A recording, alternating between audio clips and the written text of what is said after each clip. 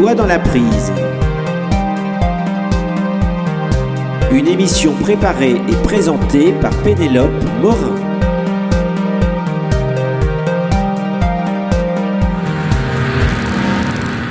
Bonjour à tous et bienvenue pour les doigts dans la prise. Je suis Pénélope Morin et j'ai l'honneur aujourd'hui de recevoir Lalia Behidj. Lalia Behidj est une femme, est une mère, est une femme qui a des responsabilités. Elle est algéro-russe et elle va nous expliquer pourquoi aujourd'hui ce podcast nous permettra de dévoiler les valeurs profondes de sororité que les femmes peuvent porter aujourd'hui à travers la communication numérique. Bonjour Lalia. Bonjour Pénélope. Bonjour à tous. Explique-nous qui tu es parce que je pense que les auditeurs auront très envie de te connaître. Alors, auditeur, déjà ça me parle puisque je suis une femme de radio. J'en suis à ma 32e année de carrière et j'ai toujours vécu en Algérie. Je suis née en Russie, mais j'ai toujours vécu depuis toujours en Algérie. J'ai fait des études d'architecture et je me suis retrouvée un petit peu par hasard à être animatrice radio. Plus tard, je suis devenue patronne de chaîne, ensuite responsable des relations internationales, directrice commerciale. Bref, j'ai une vision un peu 360 de ce que peut être une radio. Et j'ai fait mes débuts quand même en 1991, ce qui est pour nous en Algérie une date référence assez douloureuse, puisque c'était vraiment le début de ce qu'on a appelé la décennie noire, et en fait de la période du terrorisme. Faire mes débuts à l'époque, c'était en fait se rendre compte que la parole était quelque chose de salvateur, mais la parole peut aussi te porter préjudice. Je cite un célèbre auteur algérien, Tahar Djaoud, qui d'ailleurs a été victime du terrorisme et qui disait si tu parles, tu meurs, si tu te tais, tu meurs, alors parle et meurs. Voilà, dans quelles conditions j'ai démarré un petit peu ma carrière. J'étais étudiante en même temps d'architecture et je découvrais sur le campus universitaire ce qu'était le féminisme. En fait, des femmes très engagées qui défendaient les droits, parce qu'en fait, il fallait avoir des droits égaux avec les hommes, etc. Et puis, c'est surprenant que tu parles de sororité, parce qu'en fait, j'ai découvert ce qu'était la véritable solidarité féminine. Mais pas seulement dans les actes. C'est une solidarité féminine que l'on trouve dans une société comme la nôtre en Algérie, qui est une société de parole. Exemple, dans une salle d'attente chez un médecin, ça se passe toujours très très bien. Parce que tout le monde discute avec tout le monde. En fait, on a de vraies consultations avant même le médecin. Et je me rends compte à quel point la parole, cette liberté de partage d'expression, de discussion, ça peut se faire aussi au hammam, hein, attention. Et en fait, voilà, c'est des espaces féminins où ce partage de parole fait que longtemps, avant que la nécessité, parce que maintenant ça s'est un petit peu plus démocratisé, hein, quand on a besoin d'aide, on fait appel à des psychologues, à des psychiatres. Il fut un temps où ceci n'existait pas, hein, c'est assez récent. Et donc la parole et cette solidarité faisaient que les femmes gardaient la tête haute. J'avais remarqué aussi que dans certaines fêtes, parce que j'ai des origines de l'Est de l'Algérie, où en fait dans certaines fêtes, célébrations de fêtes, il y a des musiques assez particulières qui font que les femmes dansent et entrent en transe. Et ça m'avait choquée au départ, parce que c'est quand même c'est quelque chose à voir, quoi. C'est une expérience assez particulière. Et ensuite, je me suis mise à m'intéresser à toutes ces femmes de ma famille qui rentraient en transe, et je me disais, mais après entrer en transe, tout en dansant au son de percussions assez particulières, elles s'évanouissaient, vraiment, elles tombaient. Et puis on les réveillait avec du parfum, et puis elles se réveillaient, et puis elles repartaient voilà, aussi combatives, comme si de rien n'était. Et une m'avait dit que c'était juste qu'elle se sentait comme une cocotte minute, et qu'à chaque fois qu'elle passait en transe, elle avait l'impression d'enlever le fameux chapeau, tu sais, de pression, qui enlevait toute la pression qu'il y avait à l'intérieur d'elle, et ça faisait pchit, et elle se sentait super bien après. Et tout ça a l'air assez décousu, mais tout ça est extrêmement lié, parce que je me suis rendu compte de la force de ce que doit être le féminisme, à mon sens, hein, attention, ce que doit être la force de la parole, et plus tard, au bout de 32 ans de pratique de médias et de pratique de vie dans le milieu associatif, et j'ai rencontré beaucoup d'homologues et de femmes un peu comme moi à travers le monde grâce à mon métier, je me suis rendu compte à quel point la culture est une arme de construction massive. Venant d'une architecte, c'est intéressant, justement. Oui, on pourrait penser qu'une architecte n'a rien à faire dans un programme à la radio, et pourtant on construit des grilles à longueur d'année. On parle d'impact, on vérifie l'état du sol, c'est-à-dire qu'on vérifie l'état de la société sur laquelle on pose des programmes, des sujets. Et donc l'architecture, franchement, m'a fait beaucoup de clins d'œil durant tout mon parcours. Et je m'aperçois également que la société est construite également sur des fondements, et nous on dit, dans l'algérien parlé, quand on parle de la maison d'art, on fait référence au pilier central, c'est la mer. Donc tu vois, tout ça est extrêmement lié. Au final, on ne peut rien traiter, on ne peut pas traiter de sujet sans tout ce qu'il y a autour. Tout ce qu'il y a autour. Alors, tu parlais de mes doubles origines, ça m'a permis dans la vie de parler plusieurs langues. Comme on peut le constater, je parle particulièrement bien le français, et j'ai vu que la plupart des grands philosophes français la philosophie française d'une manière générale parle de la connaissance et des langues comme étant une richesse. Donc j'ai grandi. Le plurilinguisme même. Voilà, le plurilinguisme est une richesse. Donc j'ai grandi forte de cette idée, forte de l'idée que j'ai grandi jusqu'à présent. Je continue à grandir. Je veux dire, maturer des idées et c'est ça évoluer. Qui est chouette, c'est de grandir tous les jours et d'apprendre tous les jours. Mais vas-y, on t'écoute. Donc, je continuais naïvement à me dire que voilà, il y a des valeurs qui sont universelles, que je retrouve dans mon microcosme arabo-musulman, et qui sont des valeurs universelles puisque je les retrouve dans les sociétés judéo-chrétiennes. En fait, le bien, le mal, la construction de l'amitié, des rapports sains, etc., c'est quelque chose qui est universel. Donc, forte de ça, je me dis, mais à moi le monde. À moi le monde. Sauf que le monde, il est ouvert pour certains et pas pour d'autres. Alors, c'est là que tu vas nous expliquer justement. Alors, je me prends en pleine face. Ce qui, toi, te confronte plus que d'autres, peut-être, justement, au fait que tu as beau croire à tout ça, si on fait cette interview-là aujourd'hui, ce podcast, c'est justement parce que tu es confrontée au fait d'être une femme, au fait d'être algérienne, née en Russie, et en tant que maman, c'est quelque chose qui pour toi devient aujourd'hui difficile. On t'écoute. Alors oui, avant d'être maman, j'avais été confrontée à des données administratives qui s'appellent des demandes de visa. En fait, j'avais parlé de réseau et d'universalité, donc j'ai rencontré des tas de jeunes femmes comme moi, qui étaient étudiantes à l'époque et qui m'avaient invitée à venir participer à des tas d'actions, de faire connaître les Algériennes en mouvement, les Algériennes qui sont sur le terrain. Imagine, en plein terrorisme, c'était quand même quelque chose d'assez particulier. Il faut être courageux. Donc j'en étais... je sais pas, à l'époque, quand on a 20 ans, on ne se rend pas compte de ce qu'on fait. C'est maintenant, rétrospectivement, que je me dis... Mon Dieu, mes pauvres parents, mais qu'est-ce qu'ils ont dû souffrir de me voir bouger comme ça. C'est à eux que je veux rendre hommage aujourd'hui. Maintenant que je suis à leur place. Et donc, je me disais, quel honneur d'être invitée et de partager mon expérience. Et donc, tu te dis, OK, voilà, c'est des associations qui t'invitent et tu y vas gaiement. Et puis, voilà, va demander un visa. Ah, non.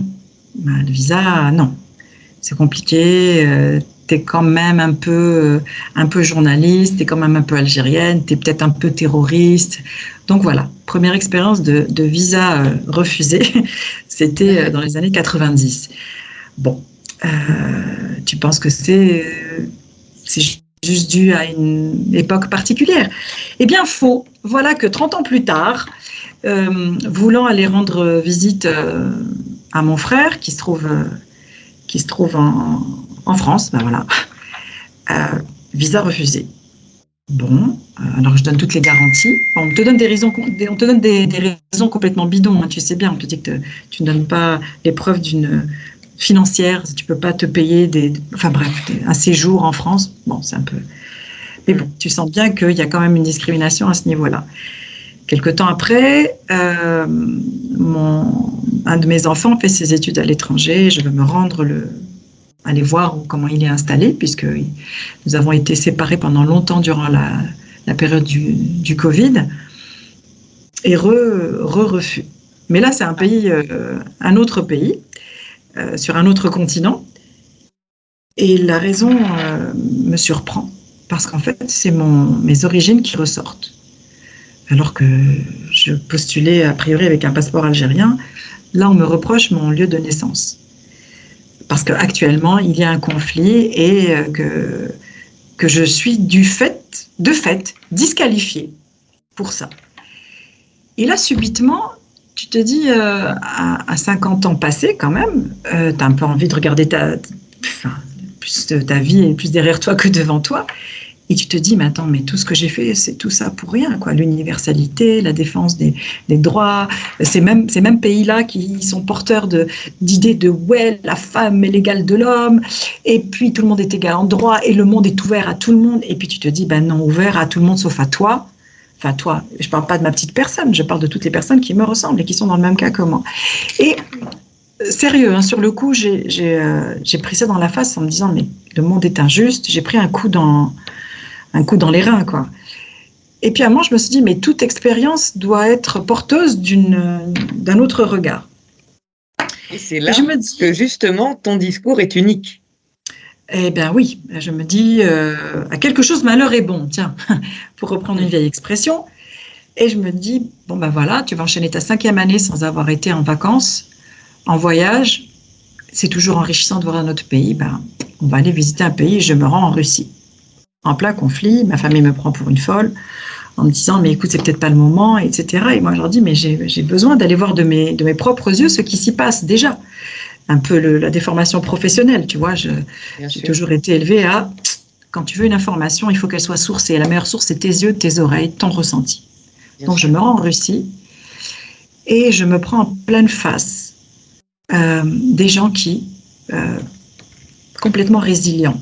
Et la notion de résilience est quelque chose de tellement fort que je me suis dit, mais attends, les Occidentaux, je crois que ne mesurent pas à quel point la résilience des pays qui ont souffert historiquement. Et c'est là où l'histoire te fait un grand clin d'œil. À quel point ces peuples, la résilience est quelque chose, la souffrance, les coups pris dans la face, les renforce et les rappelle à leur ADN. Et le parallèle est fait également avec l'Algérie, parce qu'en fait, des difficultés de l'histoire récente, hein, je ne vais même pas très loin, hein, de l'histoire à l'échelle de ma simple vie, les crises économiques, être banni parce que tu es un pays qui a connu le terrorisme avant tout le monde, être fermé, se retrouver avec des ressources très, très faibles, connaître la pénurie, faire des chaînes pour des produits, enfin des chaînes, faire la queue pour acheter des produits élémentaires, c'est quelque chose qu'on a connu. Des coupures d'eau, quelque chose qui est fondamental. Se retrouver avec l'eau distribuée 1 jour sur 3, c'est quelque chose que nous avons connu. Et tu te dis que, ayant connu ça, par exemple, nous, on n'a jamais un placard où il n'y a pas des réserves de patates, de pâtes, de sucre, comme au temps de ma grand-mère, des deux grand-mères d'ailleurs, l'une qui a connu la misère totale et l'autre qui a connu la période des débuts du communisme en Russie. Et on a tous ça, c'est-à-dire qu'on a toujours un garde-manger prêt. Et finalement, c'est ça le lien. De l'eau. Mais oui, c'est ça le lien entre toutes ces femmes et toutes ces mères et toutes ces grand-mères. C'est que finalement, ce qui nous relie toutes, c'est que il faut toujours soit avoir peur, soit avoir du courage. Et les deux en même temps, ça devient compliqué. C'est-à-dire qu'on ne doit plus à notre époque, selon ce que tu dis, avoir peur ni d'être une femme, ni de manquer de nourriture pour nous, pour nos enfants. Et ça, aujourd'hui, qu'est-ce qu'on propose ? Alors, qu'est-ce qu'on propose ? La question est comment dirais-je ? Elle n'est pas rhétorique, elle est plus profonde que ça. En fait, il y a autant de réponses qu'il y a de femmes. Je pense que la première des choses, ça on nous l'a appris quand on gérait des situations difficiles. En situation de crise, la première des choses, c'est de savoir quand tu es un acteur qui doit, je sais pas, tu peux être médecin par exemple. Tu dois venir en aide parce qu'il y a une catastrophe, quelle qu'elle soit, dans ton pays. Mais la première des choses que tu dois faire pour devenir opérationnel, c'est mettre ta famille à l'abri. C'est-à-dire qu'il faut que tu sois sûr que tu n'as pas de soucis à ce niveau-là pour pouvoir être opérationnel. Donc je pense qu'on ne se séparera jamais de ça parce que c'est dans l'ADN des femmes. Savoir que les nôtres sont à l'abri, ne manquent de rien, donc la nourriture y compris. Et après, nous sommes prêtes à aller sur le terrain. Tu vois, Pénélope, il y a quelque chose de particulier. Je me suis rendu compte également que pendant cette autre crise qui a été connue mondialement, et ça nous a mis alors tous sur le même pied d'égalité, ces confinements pendant la période de la Covid a montré à quel point dans le malheur, toutes les femmes sont égales. On a très peu parlé des féminicides qui ont eu lieu dans le huis clos familial. Et les mêmes huis clos existaient chez nous dans mon pays, les mêmes huis clos se sont retrouvés en Europe, en Amérique, en Russie, en Asie, où que vous soyez. Les femmes ont été les premières victimes. Sorties de la Covid, parce qu'on n'a pas assez de recul pour vraiment faire une étude ou parler de choses, mais il y a un véritable ressenti. Je me rends compte que la plupart des athlètes algériens qui, dans les dernières compétitions, ont brillé, parce que les athlètes ont souffert du confinement, le niveau des performances et des entraînements ayant baissé, on a vu qu'il y avait très peu de performances sportives à proprement parler. Et bizarrement, par exemple chez nous en Algérie, la plupart des médailles que nous avons reçues, c'est des médaillés EES, des jeunes femmes qui sont médaillées de boxe, karaté, kickboxing, judo. Et je me dis... pourquoi tant de violence? Au final, ça reste un noble art, qu'est la boxe. Je ne sais pas ce qu'il y a de noble, mais bon, je veux bien répéter ça, c'est pas un problème. Je suis aussi pour que les femmes puissent accéder au... C'est pas le problème. C'est que je me suis dit, mais quelle violence on doit porter en soi, finalement, pour avoir déjà très petite, parce que c'est des sports qu'on commence, le sport de haut niveau, tu le commences à minimum à 5 ans, quoi. À avoir à 5 ans senti la nécessité d'être suffisamment costaud pour battre ses copains, parce que tu penses bien que quand on est poussin et quand on est dans les petites classes, ce genre de sport, il y a beaucoup plus de garçons que de filles, donc à un moment tu t'entraînes avec les garçons, à te battre à armes égales.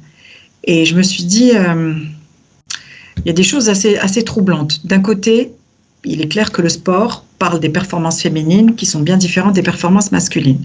Mais les deux doivent exister parce que le sport, c'est quand même très constructeur. C'est comme la culture.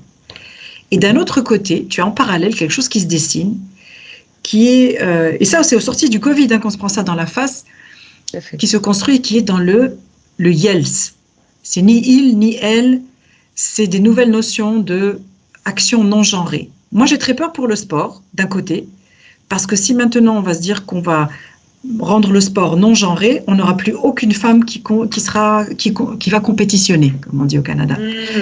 Parce qu'en fait, il y aura des yels très musclés qui vont nous effacer. Et à côté de ça, je me suis dit, mais attends, mais la condition féminine, au final, c'est une espèce de... Vraiment le féminisme basique, qui est celui d'accéder à un minimum de droits, le droit à l'accès à la place publique, à l'espace public, qui nous a été enlevé des fois. Et tu te dis, mais là maintenant, on parle de l'accès à la place publique, des LGBT+. Je ne suis pas sur ce terrain-là, qu'on s'entende, c'est pas du tout ça. Je dis que d'un point de vue, et là c'est la professionnelle média qui parle, d'un point de vue purement marketing, le LGBT, le combat LGBT, a fait un bond sur le marketing que le féminisme n'a plus fait. Comme le féminisme, c'est quelque chose d'extrêmement ancien. Moi je dis à l'échelle de ma vie, on va dire que dans les années 50, 60, ça a commencé. Par le droit des femmes dans fin des années 40 pour certains pays européens. C'est plus sexy. Voilà. Est-ce que tu penses pas, Lalia, justement, par rapport à ce que tu dis, qu'il n'est pas temps de se poser justement cette question de l'harmonie? Puisqu'en fait, il existe aujourd'hui des arts martiaux, il existe des choses qui permettent justement cette harmonie et cette complémentarité homme-femme, puisque c'est ça. Non seulement, en fait, on parle d'être discriminé, mais il existe quand même des choses dans lesquelles la discrimination n'est pas. certains arts martiaux comme l'aïkido, par exemple. Mhm. Et Tout à fait. peut-être que, comme tu dis, la culture, c'est aussi s'intéresser justement aux cultures des autres et aller voir ce qui existe en termes d'harmonie, qui peut exister parfois chez les autres. C'est peut-être ça, cette ouverture. Qu'est-ce que tu en penses? Oui, tout à fait. Pour refaire encore le parallèle avec mon voyage récent en Russie, je me suis intéressée à comment on est dans une cellule familiale, comment on vit. Alors quand on a des garçons, on vit dans l'angoisse évidemment que ces garçons partent à l'armée. On vit aussi dans l'angoisse de se voir blacklisté et rejeté par les autres pays. Résultat des courses, alors que le but au départ était peut-être de libérer la parole démocratique, eh bien c'est qu'on a renforcé les rangs de l'ensemble des Russes derrière leur leader charismatique. Donc une action qui n'est pas constructive, qui a été contre-productive, je veux dire. À force de blacklister tous les Russes, on a fait un gros tout venant.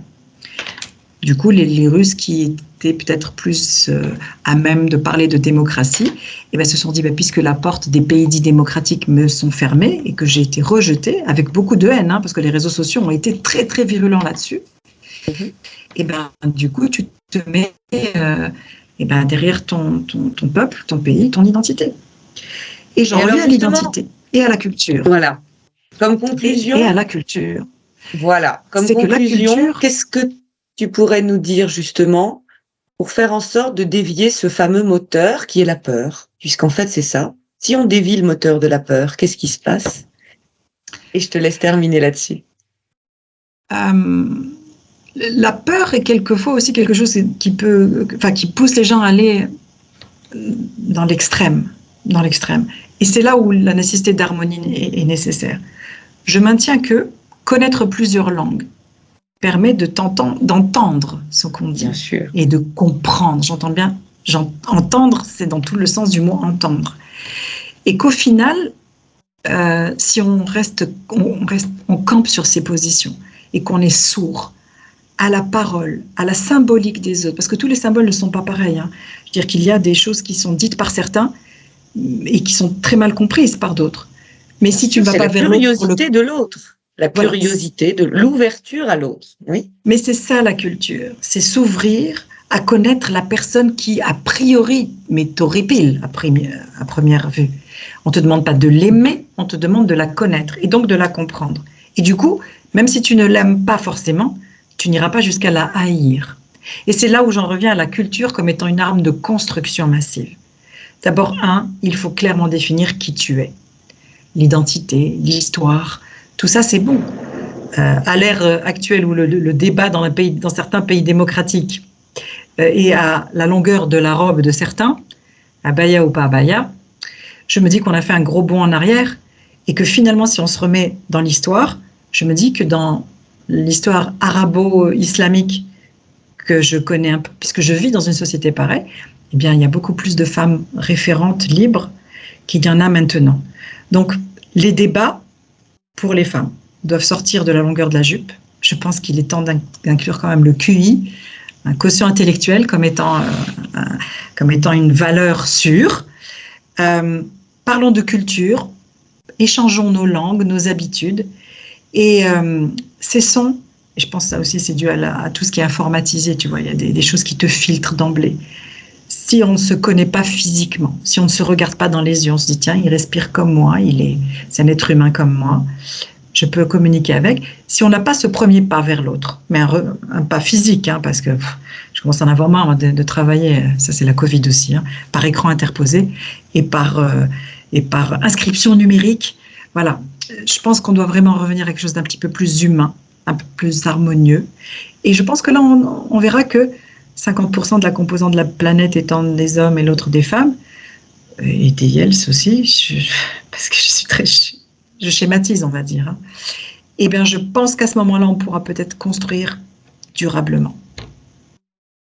Merci beaucoup, Lalia. Je pense que nos auditeurs pourront réfléchir ensemble sur cette notion que tu nous permets aujourd'hui d'aborder, que j'appellerais la dignité. Et j'espère que vous pourrez communiquer les uns et les autres avec Lalia parce que Lalia est disponible aussi quand on a envie de lui parler, quand on a envie de l'écouter, quand on a envie de la connaître. Merci à tous.